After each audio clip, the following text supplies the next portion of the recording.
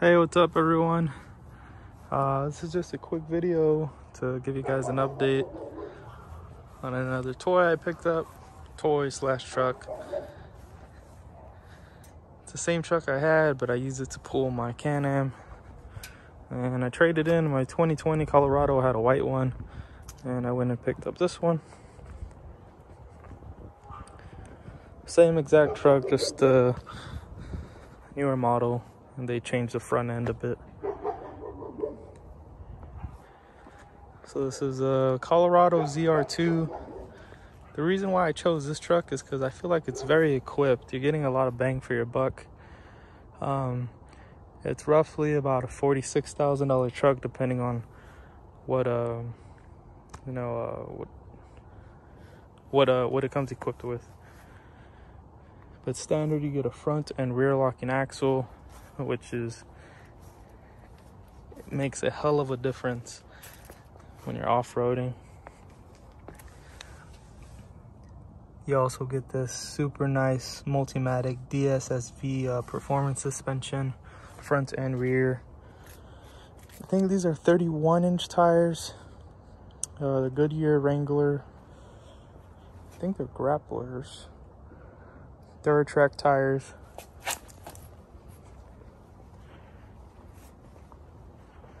But yeah, I already had this truck. It's just I like the way the front end looked on the newer ones, and the resale value on my old one shot up crazy, and it was almost an even trade to sell my 2020 for this 21. I paid like maybe a $3,000 difference. Keep in mind, I put 30,000 miles on my old truck, and then I got a lower APR on this one, so it was a no-brainer. Old truck needed tires already. This one's brand new. And yeah, I think you guys know why I went with that color. That's called the Sand Dune Metallic. Eventually I'm gonna change the wheels and tires. I'm gonna modify that ZR2 right there. I kind of want to do something like an overland build, where you're able to take your truck out, just truck and trailer, and be able to camp out, or even just your truck if you want to go out to like the mountains. And you know, there's a couple of places where you can't use these.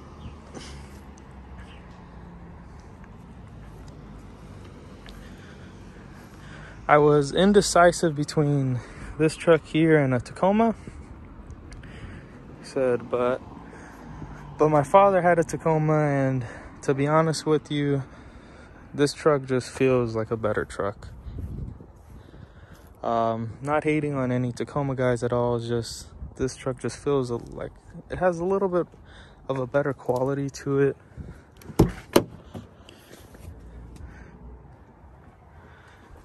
Nothing feels cheap.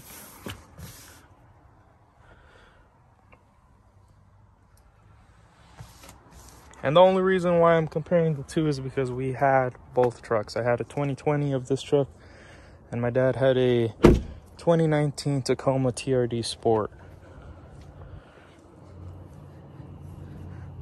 The truck I was interested in besides this was the off-road, because in that truck you get a rear locking axle, which, like I said, makes a really big difference when you're off-roading, especially in the sand.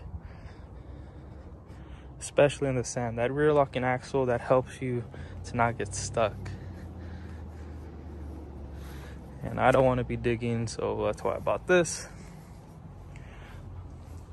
Yeah, you get a really nice sound system, all leather interior. Leather's standard in the ZR2. The front and rear locking axles are standard. There's a few other options that you could put on. This one happened to come with a Chevy Performance intake. It's pretty nice. I didn't really care for that, but it does. You can actually hear the engine a little bit louder than without the intake. The truck barely squatted. So what I do, and for anyone who is thinking about buying something like this or anything with some sort of an off-road suspension, don't park your vehicle all the way to the front, because that makes more weight here, and then that pulls your truck down and it sags a little bit. So I keep my truck not all the way to the, my Can-Am. I keep it like right in the middle. Don't have the weight all the way in the rear. I don't have it at the very front. It's kind of distributed right there. And yes, I'm gonna tie it down right now. Finish loading my stuff, grab my cooler, and we're gonna be going to Glamis. So today you're actually gonna see the 2-seater side-by-side Turbo R 172 horsepower versus the Turbo RR in a drag race. We're gonna see which one is faster. We'll do 2 or 3 runs. And this is actually my second trailer. I sold my other one because it was a little bit too narrow. So I had a 6.5 foot wide trailer, same exact length, and this car didn't fit on it with these massive wheels in the back. I do have deeper wheels in the back as opposed to the front. So if you go with a setup like this, which I think is 6 inches wide in the front and in the rear, this car will fit. This is a 72-inch wide car. This will fit on a 6.5 wide trailer. So, but if you want wider wheels, or that's pretty much it. If you just want wider wheels on a 72-inch, or if you plan on going even wider, I know you can make this car up to like 80 inches with the long travel suspension. You're gonna need a wider trailer, and I didn't realize that. I am new to this. This is my first side-by-side, so don't come at me foul.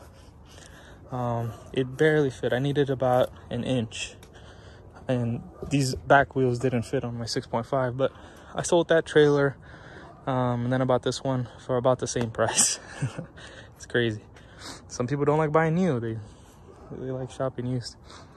But anyways, this is now a 7-foot wide trailer, and I'll show you the space I got.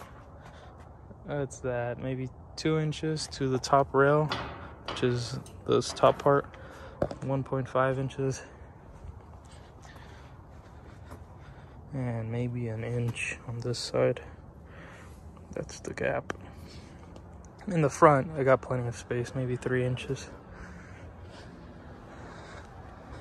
So yeah, just a heads up, if you guys know anyone who is currently shopping for a side-by-side, and you know they're gonna get the 72-inch wide toy, make sure you convince them to get a 7-foot wide trailer. There's not that much of a price difference. And if you want to get a double axle, that's completely up to you. My single axle works just fine. This is a really good trailer though. This is not a cheap trailer. I picked this up from, forgive me if I'm pronouncing it wrong, I think it's Wastosh Trailers in Utah, Springville, Utah.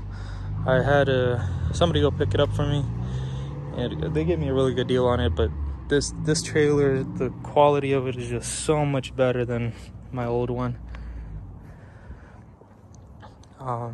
Yeah, in a little bit I'm gonna be on the road, and then we're gonna be pulling up to Glamis. But yeah, I gotta head out, guys, so talk to you guys soon.